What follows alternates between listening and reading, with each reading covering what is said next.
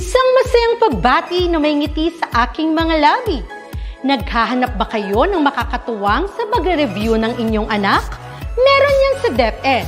Ang ETUlay online tutorial ay libre at handog ng ating kagawaran sa pangunguna ng OUA ICTS EdTech. Ito ay isang proyektong makatutulong sa mga mag-aaral, katuwang ang mga magulang o kasama sa kani-kanilang tahanan para masagutan at maunawaan ang mga modules. Hangad din ng programang ETUlay ang matulungan ang ating mga guro sa kanilang mga blended learning classes. Ang ating ETUlay ay mula kinder hanggang senior high school. Bukod sa academics, meron din tayong mga special programs gaya ng All is Wellness, Reading and Math Remediation, Storytelling, Mommy Tech Talks, Classes sa Gramatika, Speech Class, Financial Literacy, at marami pang iba.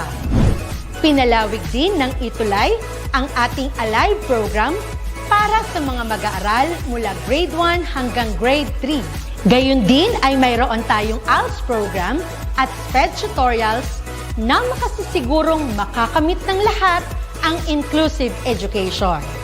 May SPED hotline na rin para sa inyong mga katanungan patungkol sa special education.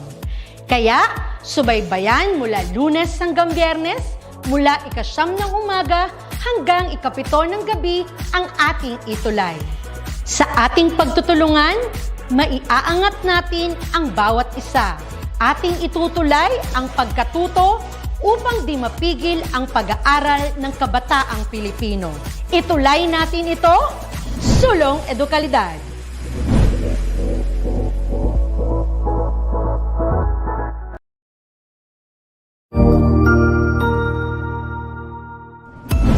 Mabuhay! Isang mapagpalang araw sa ating lahat. Ako ang inyong lingkod, Tutor Madge.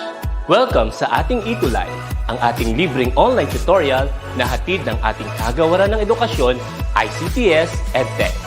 Ang programang ito ay inaasahang makatutulong at maging karagdagang kaalaman sa mga mag-aaral mula kinder hanggang senior high school, ALS, Alive, at SPED learners. Bukod sa pagsagot ng mga modules, ang ETUlay ay may mga special programs din na siguradong aabangan ninyo araw-araw. Katuwang ang ating mga minamahal na mga magulang at guro ay maitutulay natin ang pagkatuto. Kaya, ihanda na ang inyong module, lapis, papel o kwaderno. Ihanda rin ang isip, mata at tenga sa isa na namang makabuluhang aralin. Tayo nang matuto kasama ang inyong volunteer online tutor sa oras na ito.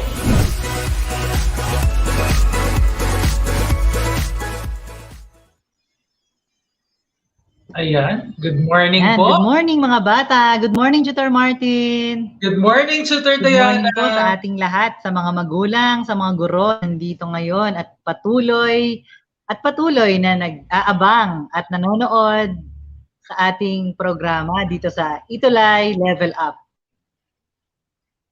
Yes po, Tutor Diana. Kinagagalak po natin na malapit na pong magpasko pero meron pa rin po tayong session para sa ating mga estudyante. Nararamdaman niyo na po ba ang Pasko dyan, ma'am? Opo, balita ko. Sobrang damang-damang. Opo, balita ko nga po, lumalamig nga po dyan according sa balita. And at least nafe-feel na po natin na mapapalapit na po talaga. Yes po, Tutor. Oo nga. Kaya ganito nga yung suot. Meron akong over sa ulo. Kasi kulang na lang dito sa amin na snow. Pero sobrang lamig. Hindi ka pwedeng matulog ng isa lang yung suot mo. Kailangan doble rin yung kumot. Ganon. Kasi sobrang lamig talaga. But anyway, kahit pa ganon, nilalamig man tayo sa ating paligid dahil sa klima. Mainit pa rin naman ang ating pagtanggap at ang ating adhikain na maitulay ng mga bata at maitulay natin yung ating mga aralin para sa mga bata. Sa tulong nating dalawa at of ng DepEd ETUlay at ng mga magulang na home facilitators na rin and ng mga guro na nag-chat at tumatawag sa mga bata at paminsan-minsan ay bumibisita sa kanila just to check kung kumusta na ba sila sa kanilang pag-aaral. Nakakasabay ba sila o paano ba sila nakaka-adjust dito sa sistema natin. Though ito ay second year na natin, ano? Pangalawang second quarter na natin na ginagawa ito sa ETUlay TV, okay? Ay, ETUlay Live. Ayan. Okay, tayo po ay magpapatuloy na. Opo, before po tayo magpatuloy, tutor, shout out po tayo sa mga viewers po natin. So we have here, co-teacher, Sir Jester Conde from Malinta National High School. Hello sir, good morning po. At marami po tayong mga viewers na regular po na nanonood sa atin, tutor. We have Raven Manuel from Ramon National High School. And then we have Laini Beb Climaco from Lahes, Bangoy, Davao City. Yes po. Go, tutor, nakikita niyo po ba yung mga viewers natin? Wow, congratulations. Opo. Ayan po. Yes po. Umaabot na tayo ng watching from Ramon National High School. Siya ay from 8 Mahogany. Yun ang klase niya. Also, good morning, Gina Ina. And Lara Cabonitalia, good morning, watching from Ramon National High School din, from grade 8. Nara, nakakatuwa naman. Apakarami pa rin nanonood. And huwag kayong magsawa. Huwag po kayong magsawa na manood, kasi para po ito sa inyo at ito po ay talagang umi-effort kami para maitulay natin ang ating pag-aaral. Kasi alam natin kung gaano kahirap ang sitwasyon. Pero sabi nga, malapit na yung face-to-face, na tayong mga limited face-to-face at meron na rin daw na extended face-to-face. Tama ba, sir? Yes po, tutor. And piliin mo yung mga lugar, at least nakikita po natin na may development po within the pandemic na unti-unti tayong bumabangon. Opo. Kaya naman po, tutor, tuloy na po natin. That's right. Bangon tayo, laban lang. Yes po. Laban lang tayo sa hamon ng buhay. So, yes po. So, proceed po tayo. Ang ating topic po for this meeting is East Asian music for Module 5 and 6 for our second quarter. At ang ating focus ay napakamalapit po sa atin, lalo sa mga estudyante po natin. Dahil relate na relate po sila dito sa bansang ito. Marami po silang mga idols na tinitingala batay sa kanilang mga performances and mga skills. Okay po. Pero bago po tayo tumawid doon sa topic po natin ngayon, proceed muna po tayo sa review po natin sa araw na ito. So bago po tayo tumalon sa ating next topic, let's have a review. So meron lang po tayong dalawang katanungan para sa review na ito. So sana po mga viewers, mag-participate po tayo at sumagot sa mga questions na ihahayag po natin. Question number 1. So in Japanese, it means Shinto music or God music. So the choices are Kagura and we have Shomyo. So mga viewers po, type po natin yung sagot. What is the answer for this question? So tignan po natin kung may magpa-participate. Tugs. Type in your answer. Go, go, go. Kahit medyo malamig, painitin natin ang umaga. Opo. So madami-dami po tayo. Yun po parehong Japanese term. Pero meron po silang mga kanya-kanyang mga definitions. Ayan. So we have Zara Buwan. Ang answer po is Shomyo. Yes po. Hello po mga viewers from SDO Bulacan. Sir Joa. Hello po. Shout out po sa inyo. So we have answer Shomyo. So ayun po. So based on our answers, Shomyo po ang sinagot po nila. Tignan po natin kung tama po ang kanilang sagot. So the answer for this question is... That's fine. Oh, the answer is Kagura. So Kagura is focused on Shinto music or God music. So sa Japan po kasi, ang religion nila is Shinto Buddhism, wherein yun na nga po, yun ang sinasamba nila, nature, and they have their own gods. So, medyo ano sila ma'am, hindi sila polytheistic religion sila dahil marami po silang sinasamba. So, ayun po. Next po, let's proceed now to the question number 2. Okay. So, it is the oldest surviving Japanese court music. So, ano po yung mga choices po natin? We have Gagaku and Yosen. So, let's ask the viewers, what is the answer for this question, number 2? So, pakitype lang po ang ating mga sagot sa ating comment section. Ayan. So, meron po ba isa shoutout, Sutor? Madami tayong viewers ngayon. Ayun po. So, meron tayo from Bacolod City National High School. We have Dumayas Aileen. So, hello po sa inyo, sa mga taga Bacolod National High School. And we also have we have Micah Rose Balad from Doña Magdalena High School. So, hello po sa inyo. So, ayan, meron po tayong answer, Tutor. So, from our comment section. So, nandyan po si Zara Juan. And her answer is Gagaku. And we also have Aaron Ace Milo. And his answer is Gagaku. So, medyo nagkakasundo po sila sa sagot, Tutor. So, meron pa po bang magsasagot, mga viewers? Type lang po natin yung sagot natin. Let's find out kung ano nga ba ang totoong sagot. Ano nga ba yung oldest surviving Japanese court music na meron tayo? Opo. And the answer for number 2 is, drum roll please. Wale, char. The answer is Gagaku. Very good po sa mga sumagot. Okay po, the answer is Gagaku. Hello po. Very good. So, nakikita po natin na natatandaan po talaga nila yung lessons na binigay po natin last week. Okay po. And para po tumawid na po tayo sa ating main discussion for today. It really interests everyone kasi nga po, kilala ang bansang ito sa pagpuproduce ng mga talentadong mga artists na nakikilala not only on Asia but also on the international scene. And nasikat sila. Yes po. At siguro may bias ka ba dyan sa mga idol mo, Tutor? Ayan, so medyo maganda pakinggan and at the same time masaya pakinggan ng kanilang mga awitin.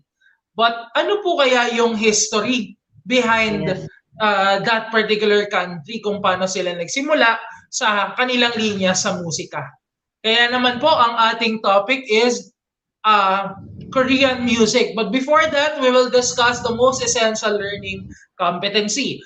Number 1, analyzes musical elements of selected songs and instrumental pieces heard and performed.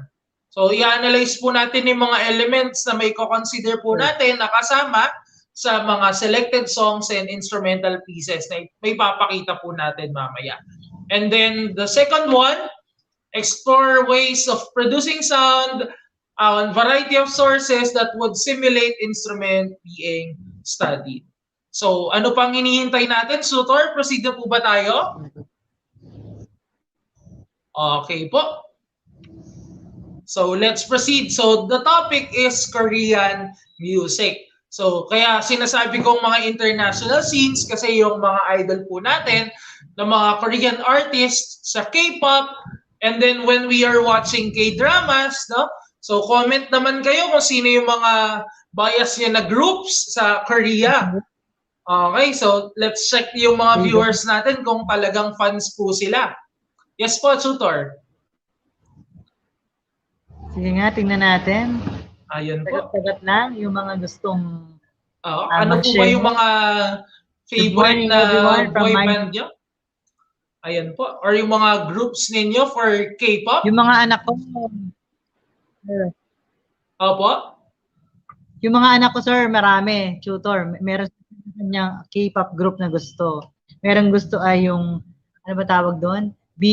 ano yan, mga cartoons, may mga BT21 ba yun? Yung mga, BT21 mga po. Blackpink.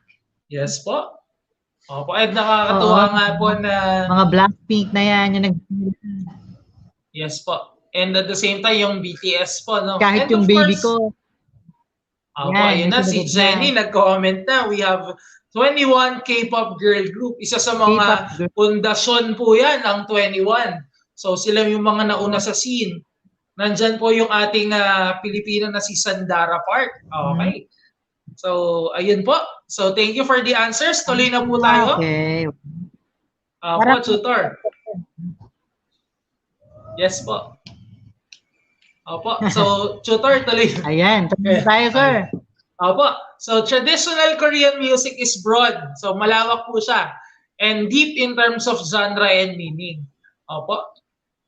There is farmers music para sa mga magsasaka, which is they express yung buhay nila as farmers through its exciting rhythms. So kahit na deep yung nilalaman ng awit nila sa Korea, hindi pa rin nawawala yung paglilibang, yung expression nila na kahit malungkot ang buhay, exciting pa rin yung tutugtog natin kasi kahit na mahirap ang magsaka, kung pahihirapan natin yung sarili natin, di ba mas mahihirapan tayo, super.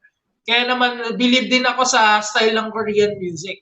And at the same time, tulad nito, we have Talsum, mask dance, which is very rich in parody and humor. Yes po, Tutor. Yes po, Tutor Diana. Tutor Martin, parang kung i-compare natin sa Philippines, ano tayo di ba meron din tayong awitin sa mga farmers, magtanim may bibiro, di ba? Yes po, kahit na mapagod sila, they are trying to sing it Opo. well at ayun, di ba? Opo, tama po, Tutor. Nakakatuwa. And meron din po mga exciting rhythms. Opo. And yun nga po yung adaptation kasi magkakapit-bahay lang po tayo. So yung pwedeng yung kultura ng ibang bansa, may adapt din po natin at magagamit natin sa musika. Thank you po, Tutor Diana, for the info. So proceed po tayo. We have Talsum or the mask dance, rich in parody and humor. And also we have the standard music or the jongak in Korean that embodies the elegant, refined spirit of the Sonbi or the intellectuals of the Joseon dynasty. So, usually ito po yung mga ginagamit nila noong unang panahon. But for the traditional Korean culture, nandito pa rin naman po ang mga musika na ito. Siyempre, nag-evolve din ang music from old songs to pop, pero hindi pa rin mawawala ang kultura na itinatakpo nila sa kanilang bansa. So, ayun po. So, next po tayo, Tutor. Ayan, religious music like the Buddhist Bompe and the music of shamanic rituals are also part of the traditional Korean music canon, adding the special diversity and richness. So, as other countries have their own religious music, Korean music has its own Korean religious music or the Buddhist Bompe. So, ginagamit po nila ito sa mga rituals nila, okay, and sa mga traditions po nila sa kanilang relihiyon. And then, proceed po tayo sa susunod. Ayun po. The standard genres of traditional Korean music are based on the idea of not expressing sadness in sad ways. So, hindi po sila malungkuting tao na kapag malungkot po ang kanta, inaawit po nila ito ng dramatic.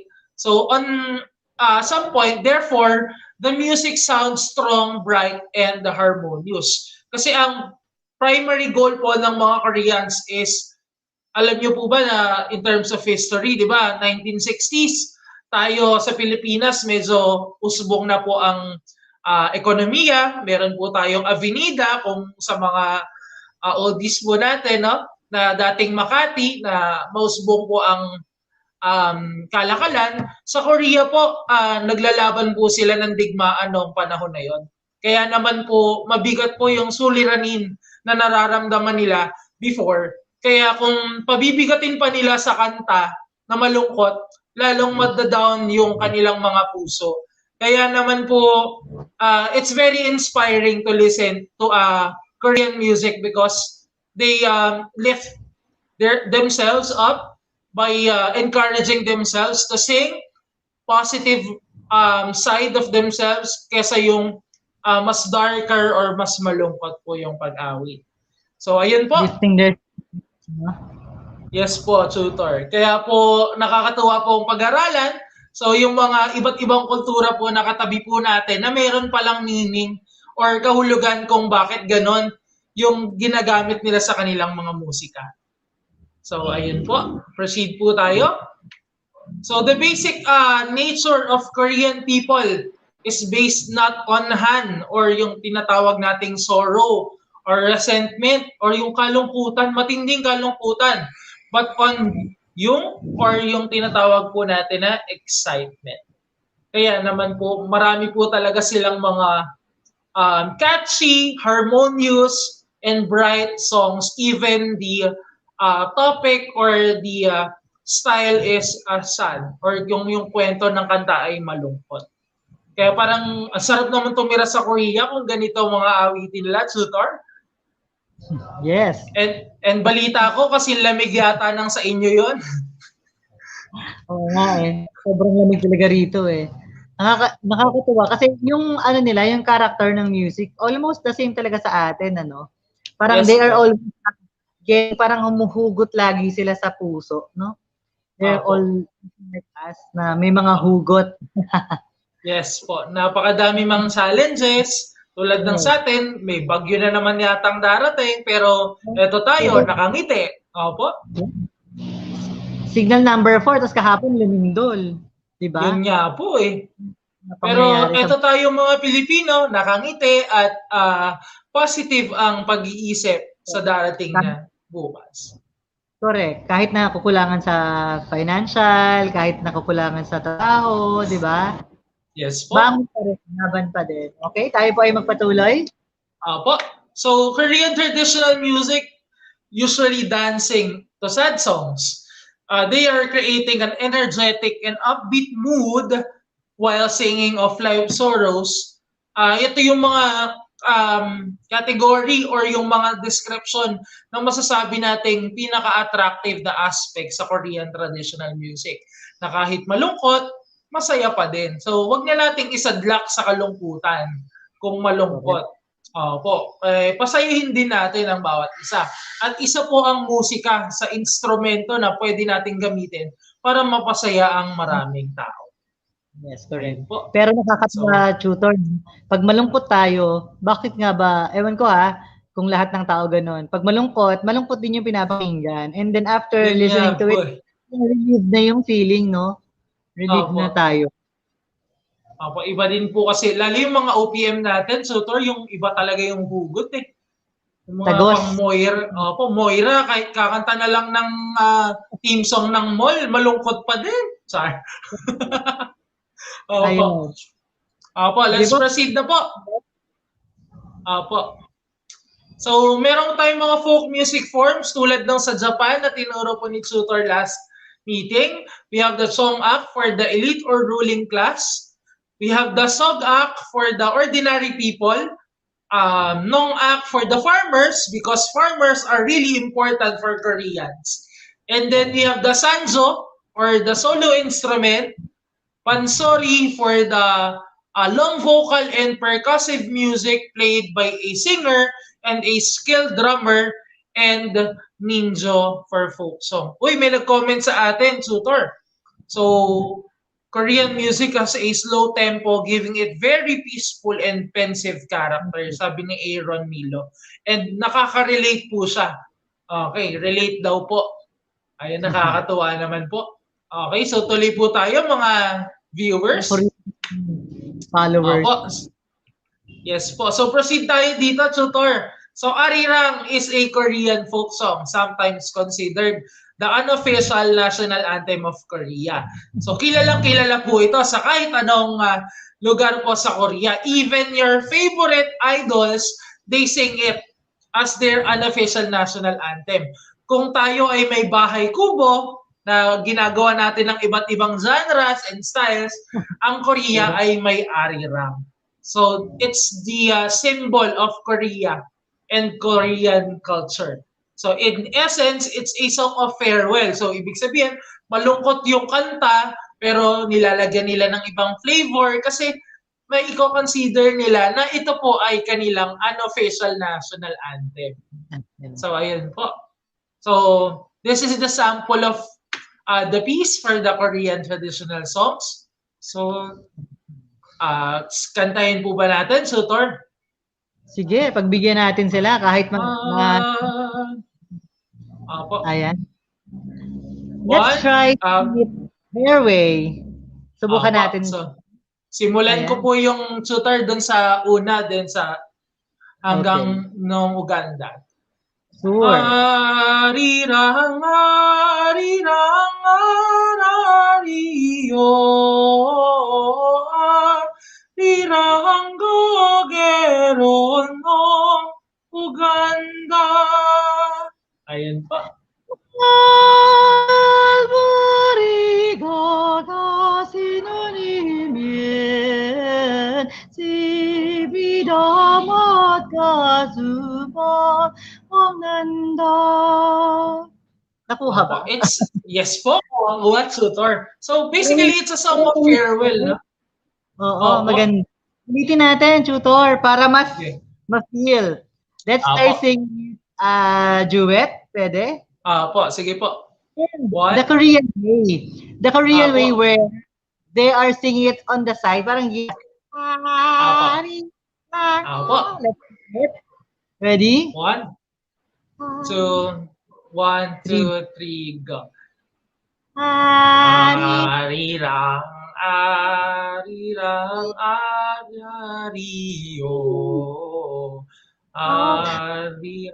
Di po talaga tayo nagkakasabay, Tutor. Magkaiba kasi tayo ng bato siguro ng signal. Sige, sir. Same. Ikaw isa simula. 1, 2, 3, go. Arirang, arirang, arariyo. Arirang gogero no Uganda.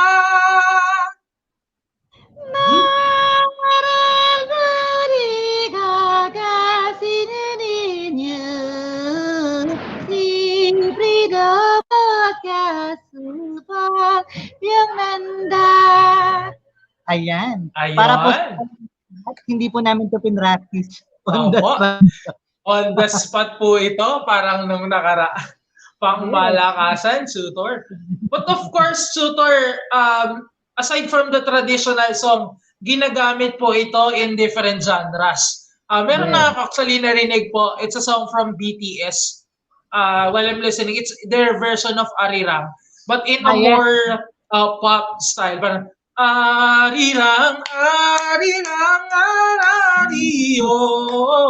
So upbeat, and at the same time, yung style po ng pag-awit is more on the western style. Which is, masasabi more flavor in their... and at the same time, yun nga po, it's their national anthem or unofficial national anthem. Kaya naman, gumagamit po sila ng iba't ibang style kung paano to inaawit. Nakakaisipin, Tutor, kasi ano nila, kumbaga, ini-imbibe nila, kumbaga, kinukuha pa din nila, though it's luma na, no? Lumang kanta na nila to traditional music. Pero, yung mga bata ngayon na, kung isipin natin, yung mga K-pop groups na yan, nakakaisipin na, hanggang ngayon, minamahal nila yung kanta nila, di ba? Ang sarap sa puso nun na parang, yung mga old people sa Korea, yung mga Koreans na mga matatanda na musicians, I am sure they really appreciated it. Kasi, ay matatanda na sila pero naririnig nila yung kanta nila before na love nila kasi nga they thought it as their unofficial national anthem, at hanggang ngayon yung mga bata na they are still loving it, di ba? Yes po, and existing pa din magpahanggang ngayon. Yun po yung nakakatuwa. And same din sa Pilipinas, meron din po tayong mga kanta na ganito. So this is the translation po of Arirang. Arirang Arirang Arario, crossing over Arirang Pass. The one who abandoned me shall not walk even 4 kilometers before their feet hurt. So, di ba, medyo sad po yung line niya, pero yung style kung paano siya inaawit ay hindi naman po lugmok na lugmok. Kundi para mapasaya din po yung nakikinig. Proceed na po tayo, tutor, for Korean musical instruments. Ayan. For the Korean musical instruments, ayan. Kung napapansin natin, they are classified into the horn, bossel, sax. Okay? So we have first the chordophones. So we have the gayagyum, which is a Korean zither-like string instrument with 12 strings. The next one is the haegum, is a traditional Korean instrument resembling a fiddle.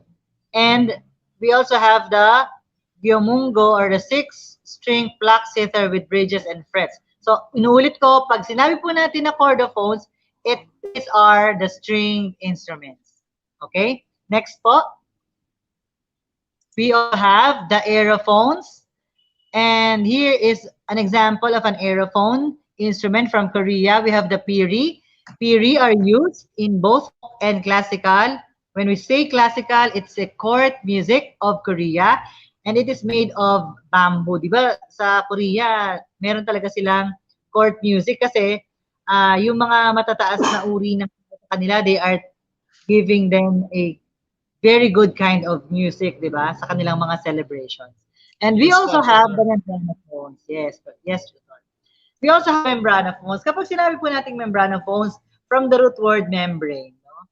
Membrane, ibig sabihin, karaniwan, yung gamit na materyales sa paggawa ng instrumentong ito ay gawa sa pinatuyong balat ng hayop. So, membrane. So, ito po ay pinapalo. Pag sinabing pinapalo, ay membranophones ay pinapalo.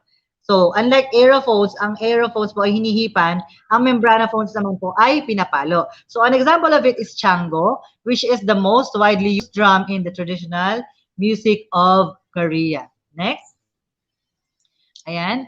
So, yan. For the assessment for today, so directions, choose the letter of the correct answer. So, ating mga tuties sa umagang ito, please type in your answer for you to show us kung may natatandaan ba kayo sa ating mga pinag-aralan sa umagang ito.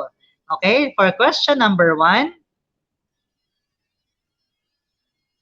Ayan. Number 1, it is considered the unofficial national anthem of Korea. Is it letter A, Arirang? Or letter B, Mo Liwa? Or letter C, Sakura? Or letter D, Kagura? Alin kaya dyan?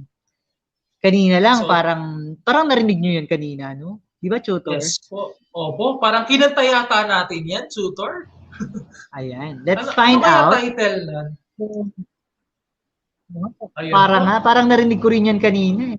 Okay. Sige nga po, sagot lang po. Ayan, may sumasagot na, nakakatuwa. Ayan po. At nakakatuwa kasi nararamdaman ko, nakikinig talaga sila. Yes, thank you for listening effectively. Ayan, sige nga, let's find out ano po yung tamang sagot. Sige nga, daradadadadadan. Ayan, and the answer is letter A. Or Arirang.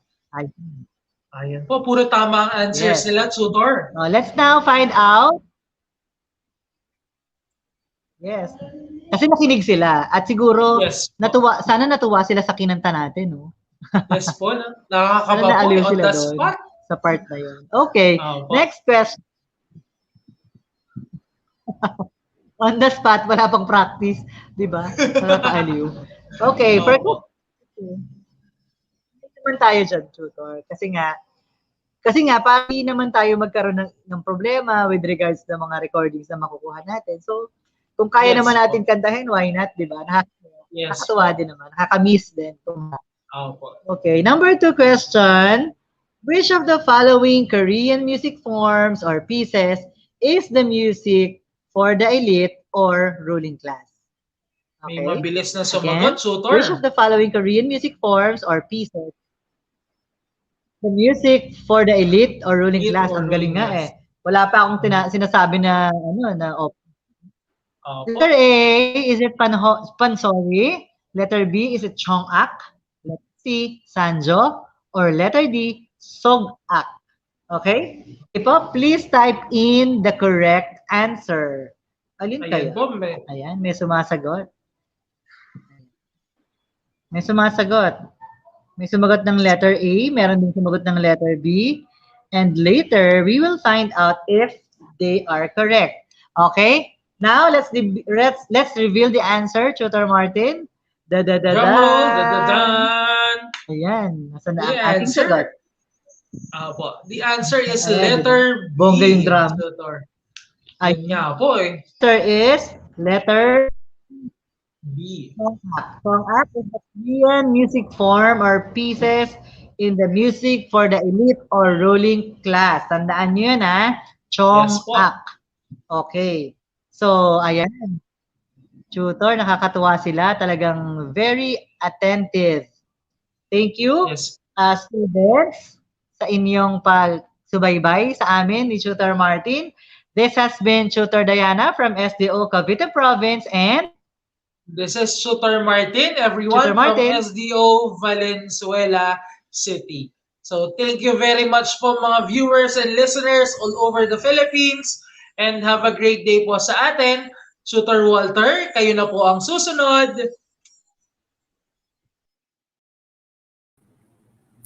Ayan, thank you so much, Tutor Diana and Tutor, sa napakaganda at napakahusay na talakayan sa ating Music 8. Muli po magandang morning. Naka-jacket ako dahil napakalamig. Tunay na nararamdaman na natin ang simoy na malamig na hangin dala ng Kapaskuhan. Ayan, magandang morning sa lahat ng ating mga mag-aaral from Luzon, Visayas, and Mindanao. Ayan, good morning po, Tutor Walter, mula po kay Glyzamel, Christopher Andrew S. Speaker Grade 8 ng Ingo Dramona Integrated School, Angadanan, West District SDO Isabela, magandang morning sa inyo. Ayan, good morning mula kay Nina Glor. Salamat po, Tutor Diana and Tutor Martin. Ayan, mula yan kay Aaron Ace Milo. Ayan, Tutor Martin, maraming salamat. Once again, itutuloy natin ang ating talakayan sa MAPEH 8 at tayo ay tatalon na sa Art 8. Good morning kay Sir Arom Barshala na talaga namang nakatutok sa ating live for today. Alright. Ayan. So, Arts 8 po every Tuesday mula alas 10 ng umaga hanggang alas 11 ng umaga. Makakasama niyo po kami ni Tutor Bong mula sa SDO Las Piñas City. At syempre ang inyong lingkod, Tutor Walter mula sa SDO Bulacan. Shoutout sa lahat ng mga teacher ng Assemblywoman Felicita G. Bernardino Memorial Trade School at sa ating grade 8 students na nakatutok at nakasubaybay sa atin ngayon. Sa Arts 8, for quarter 2, week 5 and 6, pag-uusapan natin ang patungkol sa roots, local creation and traditions or history of a community for one's artwork. No? Pag-uusapan natin kung paano nga nila ito nabuo, paano na-conceptualize, saan galing, at paano nila ito nagagawa. Okay? Siyempre, meron tayong mga references dito na galing sa ating mga modules. At syempre ang ating most essential learning competencies, trace the external, foreign, and internal indigenous or influences that are reflected in the design of an artwork and in the making of a craft. Derive elements from a tradition or history of a community for one's artwork. So let's proceed. Arts and crafts of East Asian countries. We all know that East Asian countries, specifically in China, Japan, and Korea, have great contribution to the world of arts and crafts. Bakit? Dahil alam naman natin na ang China, Japan, at Korea ay mayaman sa kanilang tradisyon, no? Mayaman sa kanilang kultura kung saan doon sila humuhugot ng kanilang arts and crafts. As shown in the picture, ayan, nakikita ba natin? China, Japan, Korea has always been a neighboring country. Magkakalapit silang bansa, no? Who shares almost the same religion, beliefs, and cultural tradition. Di ba kahit naman sa pang-araw-araw nating mga buhay, di ba? Kapag halimbawa ikaw ang ulam mo ay munggo dahil Friday, for example, possible na ang ulam ng kapitbahay mo ay munggo din. Bakit? Maaring mabahaginan mo sila o binibigyan mo din sila sa kung anong meron ka dahil kayo ay magkakapit bahay. Ayan, good morning po from Holy Spirit National High School Republic Campus mula kay Naomi Saisa Tadena. Good afternoon po. Good morning pa lang. Watching from RNHS Grade 8 Mulabe, sabi ni Sanjay Santua. Alright, so magkakapit bahay magkakalapit bansa ang China, Japan at ang Korea. So pag-usapan natin yung painting of East Asia, di ba? Yung painting started from prehistoric period, o yung tinatawag natin early paintings where people and animals are drawn on the walls of caves and on stones. So yung kanilang mga inuukit, no? Ay kanilang inilalagay sa kanilang mga walls, sa mga bato, sa mga kuweba, no, kung saan inuukit nila yung mga imahe ng tao, ng hayop, at kung ano yung mga gusto nilang iukit doon sa mga kuweba at mga bato. In East Asia painting, no, ito ay isa sa pinakamatandang type ng art, katulad ng kasing tanda, no, ng sibilisasyon ng China, no? So makikita ninyo yung column for the country, no, ng China, Japan, Korea, and the second column has something to do with the paintings, subjects, and or their themes, no? Sa China, ang subject ng kanilang paintings ay flowers and birds. Meron din silang landscape. Syempre, hindi mawawala yung mga palaces and temples, yung human figures, animals, bamboos, and stones. So ayun yung mga tema, no, na kanilang mga painting sa bansang China. Habang sa Japan naman, ang kanilang tema ay tumatalakay sa scenes from everyday life, narrative scenes crowded with figures and details. So it has something to do, no, with their kaganapan sa pang-araw-araw na kanilang mga pamumuhay. Habang sa Korea naman, ang kanilang tema ay landscape paintings, meron ding minhwa or their traditional folk painting, tinatalakay din sa kanilang mga painting yung patungkol sa four gracious plants. Ayun ay ang mga sumusunod: plum blossoms, orchids, or kilala din bilang wild orchids, the chrysanthemums, and the bamboo. So, tinatalakay din sa kanilang painting ang portrait. So, it has something to do with the subjects or themes of paintings in China, Japan, and Korea.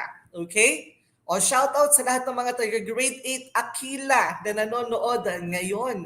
Ayan, good morning po sa inyong lahat. So, ito yung kanilang mga halimbawa ng kanilang painting, no, sa China, sa Japan, and Korea. Okay. So, architecture of East Asia. You know that most of East Asian countries' architectural styles have a major influence from Chinese architecture. So, ang ibig sabihin lang yan, yung architecture ng Korea, ng Japan, malamang at sa malamang ito ay impluwensya ng bansang China o malaking parte ng pagka-impluwensya patungkol sa architecture ay nagmula sa bansang China. So it emphasized the use of food, relatively perishable but durable material. Ang ganda, no? Perishable but durable material along with bricks and stones. Okay? So isa-isahin natin yan. So, as you can see on the picture, China, multi-level yung kanilang roofing. Meron ding mga sweeping roofs and roof guards. Okay? Habang sa bansang Japan naman, elevated, slightly off the ground, hard clay tiled roofs or thatch. Okay? And of course, Sa bansang Korea naman, artful because combination of wood and stone ang ginamit sa kanilang architecture. Okay? Ayan. Good morning, Eliza May Sembran mula sa Grade 8 SPJ. Ayan. So, East Asian Arts and Crafts, no, meron tayong tinatawag na body ornamentation. Okay? Sa makeup, East Asian countries have theatrical forms like Peking opera of China or kabuki naman sa Japan. The performers usually paint faces, no, depending on the character or persona they are portraying. So matatandaan ninyo, no, tinalakay natin ito noong nagdaang linggo. Kapag sinabi nating mga typical characters or mga typical actors, syempre, typical din yung mga makeup applied on their faces. Pero kapag sinabi nating mga bida, kontrabida, sila yung talagang pinag-uusapan sa istorya, no? Syempre, mas maganda yung mga makeup na ina-apply sa kanilang mga mukha. Okay? So, Jane Julian po or Peking opera styles of face painting. So, gumagamit sila ng different colors in accordance with the performing character's personality and historical assessment. Hindi lang sila basta-basta gumagamit ng makeup, hindi lang sila basta-basta gumagamit ng pampaganda, no? Kada kulay na ina-apply sa kanilang mukha ay may iba't ibang kahulugan. Kaya naman maingat na pinipili, no, ng kanilang mga artist yung mga makeup na ina-apply sa kanilang mga faces. Okay. So we have kabuki makeup, no? Yung kabuki makeup applied heavily to create a brightly painted mask. So as kung makikita ninyo dito sa larawan, ano, talagang hindi lang siya basta in-apply sa mukha ng artista o ng actor, no? Ito ay talagang ina-apply na maigi to portray the characters on their faces. Sabi ni Aaron A. Sumilo, no, kabuki of Japan has two types. Two types standard makeup, no? Kumadori makeup at saka yung standard makeup. Ayan, napag-usapan natin yan noong nakaraang linggo. Very good si Aaron A. Smilo, no? Pag standard makeup, ina-apply yan with the typical actors. No, kapag sinabi natin kumadori makeup, ito yung mga makeup na ina-apply naman sa mga bida, kontrabida, o kung sino man yung pinag-uusapan sa istorya. Very good, Aaron A. Smilo. Okay. So we have tal or tial. So we have what we call religious masks, often used to ward off evil spirits. And meron naman tayong mga artistic masks, no, mostly used in dances and theater shows. No, so wag kakalimutan sa tal or tial may dalawang klase ng mask. We have religious mask and artistic masks. Okay. Let's proceed with our assessment. Okay, all you have to do is to choose the letter of the correct answer. Okay? Number 1. The following are East Asian countries except A. China, B. Japan, C. Korea, or letter D, Venezuela. Nako, ang magkamali dyan, kakausapin ko talaga one-on-one. Ayan, so habang sumasagot ang ating mga cuties at nanonood sa ating live ngayon, ayan, magandang morning sa inyong lahat, to all the teachers, parents, especially the students who are still watching our ETUlay live session for today. Nako, talaga namang damang-dama natin, no, yung pagtutulungan at bayanihan ngayong panahon ng pandemya. Alright, meron na mga sumasagot sa ating comment section. Ayan, Janina Joyce, letter D, Zarabuan D, Aaron, natatawa si Aaron. Si Christopher, Chester, ayan. D. Janina D. Ayan. Of course, syempre, sabi nga natin sa talakayan, itong mga bansa na to, ang China, Japan at Korea ay magkakapit bahay. So, the following are East Asian countries except the correct answer is letter D. Very good. Ayan, napakauhusay ng ating mga viewers for today. Nako. Alright, let's proceed to number 2. All right. East Asian architectures emphasize the use of wood, perishable but durable. Aside from wood, what are the most essential materials used in their structures? A. Bricks and stones. B. Flat bars and pipes. C. Sand and gravel. Or letter D. Tiles and cement. Okay. So all you have to do is to choose the letter of the correct answer. Okay? Ayan. Number 2A, sabi ni Janina Joyce G. Posal. Ayan. How about the others? Parang nasa klase lang talaga eh, no? Sabi dito, ang East Asian architecture daw ay ine-emphasize ang paggamit ng wood, perishable but durable. Aside from wood, ano pa daw yung mga most essential materials na ginagamit sa kanilang mga structure? Bricks and stone ba? Flat bars and pipes ba? Sand and gravel ba? Or tiles and cement? Ayan. Ayaw ko naman pala magsalita ng mahinahon. Ayan, ako, malapit na ang Kapaskuhan. Kaya naman binabati ko kayo ng isang maligayang Pasko at syempre manigong bagong taon. Ayan, ang dami ng sumagot. Nina Glor A, Eunice Cuestra, number 2A, Lea De Vera 2A, and Sister Evan 2A. Ayan, grabe, napaka-attentive. Ano ba ang tamang sagot for question number 2? The correct answer is letter A!